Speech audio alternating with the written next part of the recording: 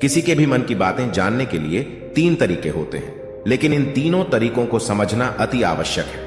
यदि आप इन 3 तरीकों को समझ लेते हैं तो आप किसी के भी मन की बातें बड़ी ही आसानी से जान सकते हैं। बहुत समय पहले की बात है। एक छोटा सा गांव था। उस गांव में 2 भाई रहा करते थे। बड़ा भाई अंधा था और इसलिए वह हमेशा घर पर ही बैठा रहता था और छोटा भाई खेती किया करता था। लेकिन खेतों में अत्यधिक जानवर आने से पूरी फसलें नष्ट हो जाती थीं, जिनके कारण छोटा भाई बहुत ही ज्यादा परेशान हो चुका था। एक दिन उसे एक तरकीब सूझी। उसने सोचा, खेतों में से इन जानवरों को भगाने के लिए क्यों ना मैं अपने बड़े भाई की मदद ले लूं। वैसे भी बड़े भैया अंधे हैं, खेतों में बैठे रहेंगे और जानवरों की आहट आने पर वह उन्हें जोर से चिल्लाकर भगा भी सकते हैं, जिससे हमारी फसलें नष्ट होने से बच जाएंगी। यह सब सोच विचार करने के बाद उसने अपने खेत में एक झोपड़ी तैयार कर ली और अपने अंधे भाई को खेत में बैठा दिया और उनसे कहा, भैया, यदि कोई जानवर की आहट आपको सुनाई दे तो आप जोर जोर से चिल्लाना। यह सुनकर वह जानवर यहां से भाग जाएंगे और हमारी फसलें नष्ट होने से बच जाएंगी। बड़ा भाई खुशी खुशी अपने छोटे भाई की बात मान भी लेता है और वह उस दिन से खेत में ही रहना शुरू कर देता है। जब भी किसी जानवर की आहट उसे सुनाई देती तो वह जोर जोर से चिल्लाने लगता, जिससे वह जानवर वहां से भाग जाता था। ऐसा करते करते कई दिन बीत चुके थे। तभी एक दिन उसके खेत में एक हिरण भागता हुआ आया और वह खेत की बाड़ को तोड़कर वहां से भाग गया।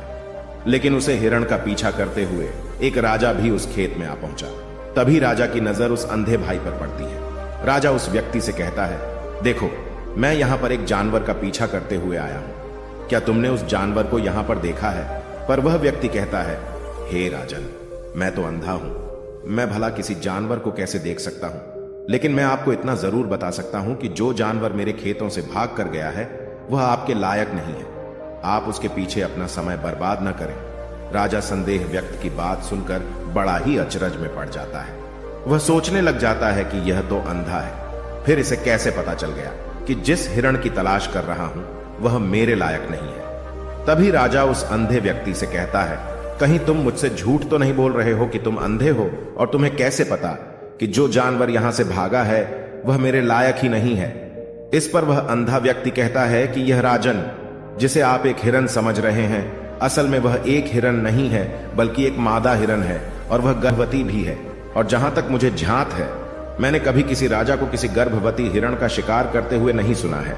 और इसी कारण से मैं आपसे यह कह रहा हूं कि यह हिरण आपके लायक नहीं है।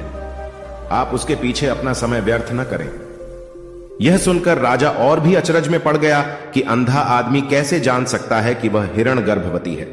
राजा कुछ देर सोच विचार करने के बाद अपने सेनापति से कहता है, सेनापति जी, मुझे वह जानवर जिंदा चाहिए, क्योंकि मुझे यह पता करना है कि क्या वह गर्भवती है या नहीं। क्योंकि यह अंधा आदमी बहुत विश्वास के साथ कह रहा है और मुझे इस बात की पुष्टि है। यदि वह हिरणी हुई और गर्भवती भी हुई तो वह हमारे शिकार के लायक नहीं है, क्योंकि हम तो एक हिरण का पीछा कर रहे थे। इसलिए जाओ और पता करो, क्या वह हिरणी है? सेनापति राजा से आज्ञा लेकर आगे की ओर चला गया और कुछ देर बाद जब वह वापस लौटा तो वह राजा से कहता है, हे राजन, इस अंधे आदमी ने आपसे जो भी बातें कही थी वह बिल्कुल सही थी। वह एक हिरणी ही है और वह गर्भवती भी है। यह सुनकर राजा आश्चर्यचकित हो गया। वह सोचने लगा कि एक अंधा आदमी जो कभी देख नहीं सकता, वह यह कैसे जान सकता है? आखिर इसे कैसे पता चल गया? ऐसे कई सारे प्रश्न राजा के मन में उमड़ने लगे। अब राजा ने ठान लिया था कि मुझे इस बात की तह तक पहुंचना है कि आखिर यह अंदाज में कैसे जानता है कि वह जानवर गर्भवती है। यह सोचकर राजा उस अंधे आदमी के पास जाता है और उस अंधे आदमी से कहता है, देखो, मैं यह तो नहीं जानता कि तुम सचमुच में अंधे हो या नहीं, लेकिन मैं तुमसे एक बात जानने आया हूं। क्या तुम मेरे प्रश्न का सही सही जवाब दोगे? इस पर वह अंधा व्यक्ति कहता है, हे राजन, आप जो कुछ भी पूछना चाहते हैं आप पूछ सकते हैं, मैं आपको बिल्कुल सच सच जवाब दूंगा। इस पर राजा कहता है, देखो, एक तो तुम कहते हो कि तुम अंधे हो और दूसरी तरफ तुमने यह बता दिया कि जिस जानवर का पीछा कर रहा हूं वह एक हिरणी है और वह गर्भवती भी है। तुम्हें कैसे पता चल गया? तुम्हारे खेत में तो और भी जानवर आते होंगे, और भी तो जानवर यहां से गुजरते होंगे, फिर तुमने यह कैसे अंदाजा लगाया?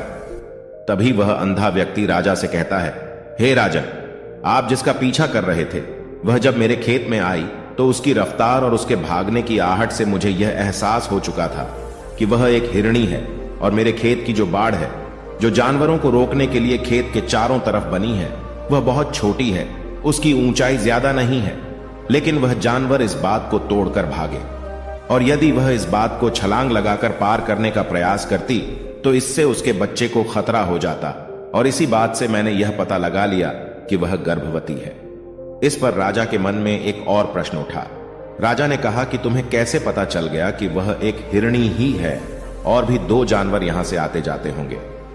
इस पर वह अंधा व्यक्ति कहता है, राजन, मैं पूरा दिन सुबह शाम यहीं पर बैठा रहता हूं और मेरे सुनने की शक्ति बहुत तेज है। मैं भांप सकता हूं कि कौन सा जानवर मेरे खेत में आया है, और उसी के आधार पर मैं जोर जोर से चिल्लाता हूं ताकि वह मेरे खेत से भाग जाए और मेरे खेत की फसलें नष्ट होने से बच जाएं। राजा उस अंधे आदमी का यह जवाब सुनकर पूरी तरह से संतुष्ट हो चुका था। वह मन ही मन सोच रहा था कि आदमी भले ही अंधा है, लेकिन यह तो बड़ा ज्ञानी मालूम पड़ता है। इस आदमी से कुछ न कुछ तो काम निकलवाना ही चाहिए। यह विचार लिए राजा वहां से वापस अपने महल की ओर लौट जाता है। कुछ दिनों के बाद राजा अपने सेनापति को आदेश देता है कि जाओ और उस अंधे व्यक्ति को महल लेकर आओ। सेनापति अपने राजा की आज्ञा का पालन करता है। वह तुरंत ही उस अंधे आदमी के पास पहुंचता है और उस अंधे आदमी को राजमहल चलने के लिए कहता है। अंधा व्यक्ति बड़ा ही चालाक था। वह समझ चुका था कि राजा जरूर मुझे कुछ न कुछ काम सौंपने वाले हैं और वह काम मुझे मुसीबत में डाल सकता है, लेकिन फिर भी वह सेनापति की बात मान ली और सेनापति के साथ राजमहल पहुंच गया। राजमहल पहुंचते ही राजा उस अंधे व्यक्ति से कहता है, आप तो बड़े ज्ञानी हैं, आपको किसी भी बात का पता बड़ी आसानी से चल जाता है। आज मैंने आपको यहां इसलिए बुलाया है क्योंकि मैं आपसे यह जानना चाहता हूं कि मेरी पत्नी पतिव्रता है या नहीं। इस पर वह अंधा व्यक्ति कहता है, हे राजन, यह कैसा प्रश्न हुआ। इस पर राजा कहता है, मैंने बिल्कुल उचित प्रश्न किया है, मुझे इस प्रश्न का उत्तर दीजिए। इस पर वह अंधा व्यक्ति कहता है, हे राजन, ये सारी बातें जाने दीजिए। आपकी शादी को इतने साल बीत चुके हैं और अब आप यह बात क्यों जानना चाहते हैं? आपके मन में ऐसे प्रश्न क्यों उठ रहे हैं? इस पर राजा जिद करते हुए कहता है, आपको मुझे इस प्रश्न का उत्तर जरूर देना होगा। यदि आप मुझे इस प्रश्न का उत्तर नहीं देंगे तो मैं आपको मृत्यु दंड दे दूंगा। राजा के मुंह से यह बात सुनकर वह अंधा व्यक्ति कहता है राजन, यदि आप इस प्रश्न का उत्तर जानना चाहते हैं तो इसके लिए आपको मेरा एक काम करना होगा। राजा कहता है, बोलो मुझे क्या काम करना होगा? इस पर वह कहता है, इसके लिए आपको अपनी पत्नी को मेरे साथ कमरे में अकेले छोड़ना होगा। उस अंधे व्यक्ति की यह बात सुनकर राजा पहले तो क्रोधित हो जाता है, लेकिन फिर कुछ सोच विचार करने के बाद वह उस अंधे व्यक्ति की बात मान लेता है और अपने सेनापति को आदेश देता है, सेनापति जी, इस व्यक्ति को और मेरी पत्नी को एक कमरे में कुछ देर के लिए अकेला छोड़ दें। सेनापति बिल्कुल वैसा ही करता है। अब राजा की पत्नी और वह आदमी एक कमरे में बंद हो चुके थे। तभी आदमी राजा की पत्नी से कहता है, रानी, मैं आपको छूना चाहता हूं। इस बात पर रानी अत्यधिक क्रोधित हो जाती है और उस अंधे व्यक्ति को पकड़ पकड़कर पीटने लगती है, कभी हाथों से तो कभी लातों से तो कभी पटक पटक कर। इस तरह उसने अंधे आदमी की बहुत पिटाई की। उसके बाद किसी तरह से वह अंधा आदमी अपनी जान बचाकर वहां से भाग निकलता है और राजा के पास पहुंचता है और राजा से कहता है, हे राजन, आपकी पत्नी पतिव्रता नहीं है। यह बात सुनकर राजा अत्यधिक क्रोधित हो उठता है और राजा अपनी तलवार म्यान से निकालकर सीधा अपनी पत्नी की ओर जाता है। क्रोधित होकर वह अपनी रानी से कहता है, रानी जी, आज मैं जो भी सवाल आपसे करने वाला हूं उसका मुझे सच सच जवाब दीजिएगा, और यदि आपने एक शब्द भी छोटा कहा तो मैं आपका सर अभी आपके धड़ से अलग कर दूंगा। आगे राजा कहता है, मुझे बताइए, आप पतिव्रता हैं या नहीं? इस बार रानी कहती है, हे राजा, आप भले मुझे जान से मरवा दें, लेकिन आज मैं सच बोलूंगी, मैं पतिव्रता नहीं हूं। राजा यह बात सुनकर बहुत ही दुखी और निराश हो जाता है। उस अंधे आदमी ने जो भी कहा था वह बिल्कुल सच कहा था। यह बात सुनकर तुरंत ही राजा उस अंधे आदमी के पास पहुंचता है और आकर उस अंधे आदमी से कहता है, तुम्हें कैसे पता चला कि मेरी पत्नी पतिव्रता नहीं है? अंधा आदमी कहता है, हे राजन, बड़ी सीधी सी बात है, मैंने तो आपकी पत्नी से बस इतना ही कहा था कि मुझे आपको छूना है। और इस बात पर वह इतना क्रोधित उठी कि उन्होंने गुस्से में आकर मुझे लात घूंसों से पीटना शुरू कर, और भला कोई औरत किसी और मर्द को कैसे छू सकती है? लेकिन उन्होंने न आव देखा न ताव, बस लात घूंसों से मुझ पर बरसना शुरू कर दी। और एक पतिव्रता नारी कभी भी पराये मर्द को नहीं छूती। जब मैंने उनसे छूने के लिए कहा था तो वह उस वक्त मुझे मना कर सकती थी, लेकिन उन्होंने तो मुझे पीटना शुरू कर दिया और देखते ही देखते उन्होंने मेरे पूरे शरीर को छू लिया। अब आप ही बताइए, ऐसी स्त्री भला पतिव्रता कैसे हो सकती है? इस बात पर राजा कहता है, तुम तो बड़े ज्ञानी मालूम पड़ते हो, तुम्हारी बात बिल्कुल सही है।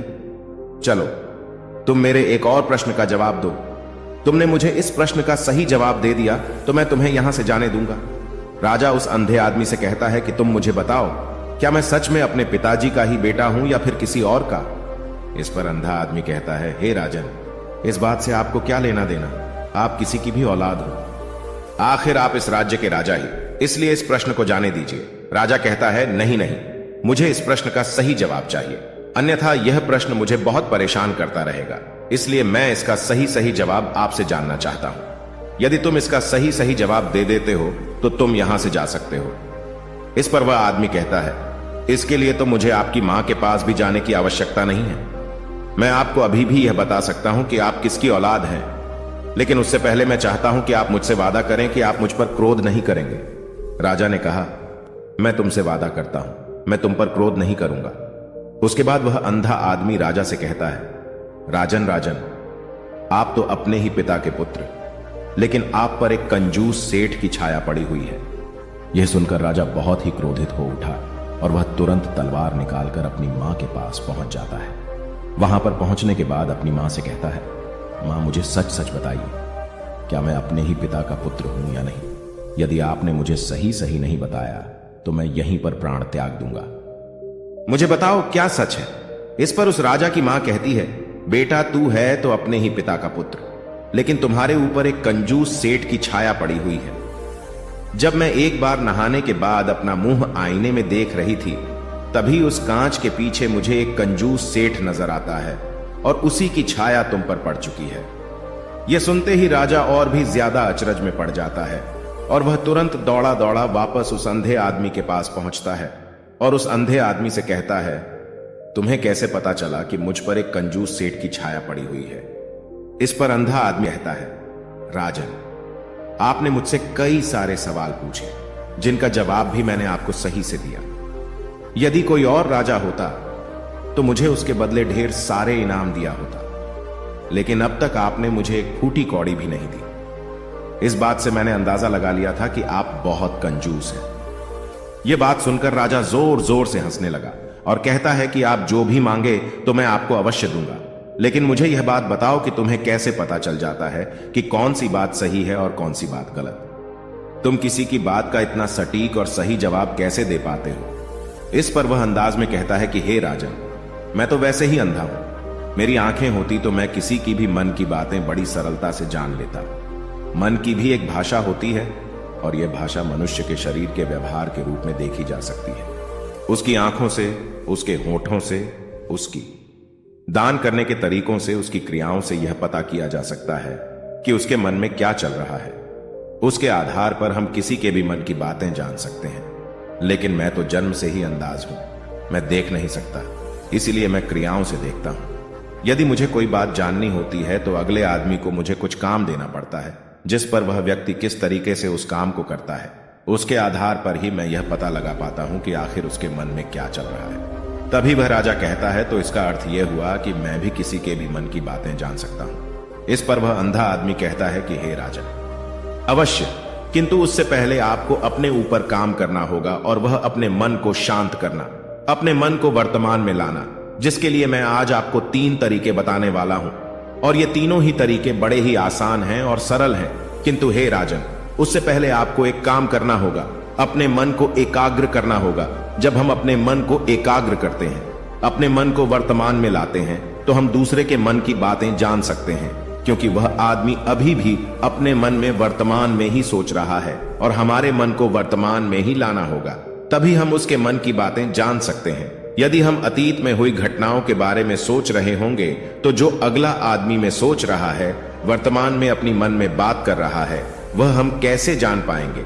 क्योंकि हम तो अतीत की घटनाओं में डूबे हुए हैं। इसलिए किसी के भी मन की बातें जानने के लिए सबसे पहले हमें अपने मन को एकाग्र करना होगा, उसे वर्तमान में लाना होगा।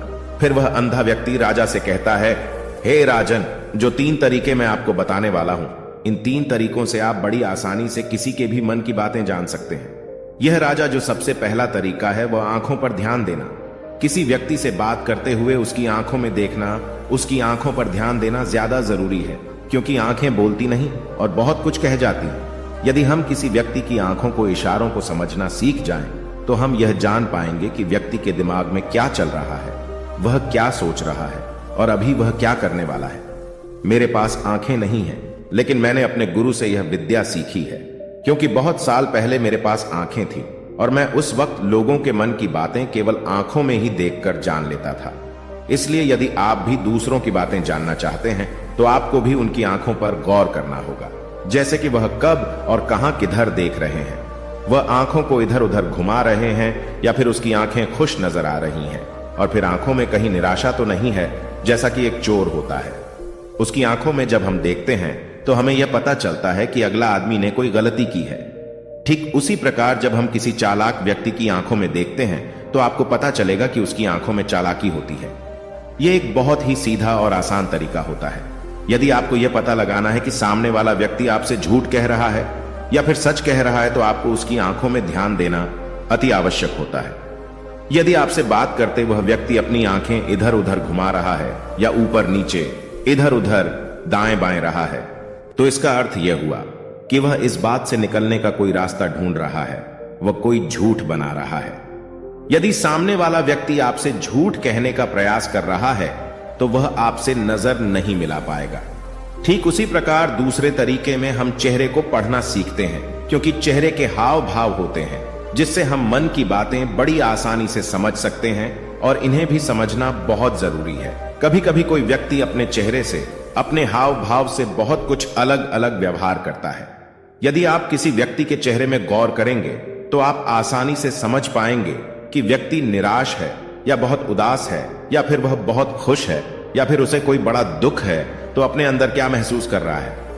ये सारी बातें हम उसके चेहरे के हाव भाव से पता कर सकती हैं। फिर चाहे इंसान जुबान से कुछ बोले या फिर न बोले, लेकिन आप उसके चेहरे से सब कुछ पता कर सकते हैं।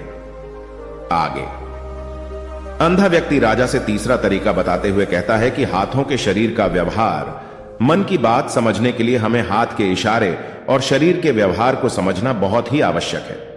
कोई व्यक्ति जब भी बात करता है, जो आपने देखा होगा कि वो अपने हाथों को हिलाता है, अपने हाथों से इशारा करता रहता है। वह बातों के साथ साथ अपने शरीर का जो व्यवहार है उसका भी पूरा उपयोग करता है, जिससे हमें यह पता चल पाता है कि वह व्यक्ति हमारी बातों पर कितना ध्यान दे रहा है और उसके मन में क्या चल रहा है। शरीर के व्यवहार को देखने के लिए उसके हाथ हिलाने के चेहरे पर बार बार हाथ लगाने और हाथों को एक दूसरे पर मसलना, ऐसी बहुत सी क्रियाएं करता है। उस पर हमें ध्यान देना अति आवश्यक है। मन की बात को समझने के लिए हमें शरीर के विज्ञान को भी समझना पड़ता है। यदि हम इन 3 तरीकों को अच्छी तरह से समझ लेते हैं तो हम बहुत जल्दी किसी भी व्यक्ति के मन की बातें बड़ी सरलता और सहजता से जान सकते हैं। इसलिए यदि आपको किसी के मन की बातें जाननी है तो आपको उसकी आंखों पर, उसके चेहरे पर, उसके शरीर के हाव भाव को और उसके हाथों को ध्यानपूर्वक देखना होगा और समझना भी होगा, जिससे आप यह समझ पाएंगे कि आखिरकार उसके मन में क्या चल रहा है और वह क्या सोच रहा है। लेकिन उससे पहले आपको अपने मन को एकाग्र करना होगा, शांत करना होगा और अपने मन को वर्तमान में लाना होगा। तभी आप उस व्यक्ति की इन सभी क्रियाओं पर ध्यान दे पाएंगे और उन्हें समझ पाएंगे। आप यदि अतीत की घटनाओं में व्यस्त हैं, भविष्य की योजनाओं में व्यस्त हैं, तो आप उस व्यक्ति के हाव भाव पर कभी ध्यान ही नहीं दे पाएंगे और न ही आप कभी भी समझ पाएंगे कि आखिरकार उस व्यक्ति के मन में क्या चल रहा है, वह क्या सोच रहा है। या काम कोई भी कर सकता है, या एक प्रकार की विद्या है जो मुझे मेरे गुरु ने सिखाई है। राजन, अगर आपको यह जानना है तो मेरे साथ आपको कुछ दिन रहकर इसका अभ्यास करना होगा। राजा तुरंत राजी हो जाता है और वह उस अंधे व्यक्ति को अपने राज्य का राजगुरु नियुक्त कर देता है और खुद अंधे व्यक्ति का शिष्य बन जाता है। तो दोस्तों, यह कहानी आपको कैसी लगी? उम्मीद है इस वीडियो से आपको बहुत कुछ पता चला होगा। और अगर आप नए हैं तो हमसे जुड़ने के लिए इस चैनल को सब्सक्राइब करना मत भूलिएगा। मिलते हैं अगली वीडियो में कुछ नए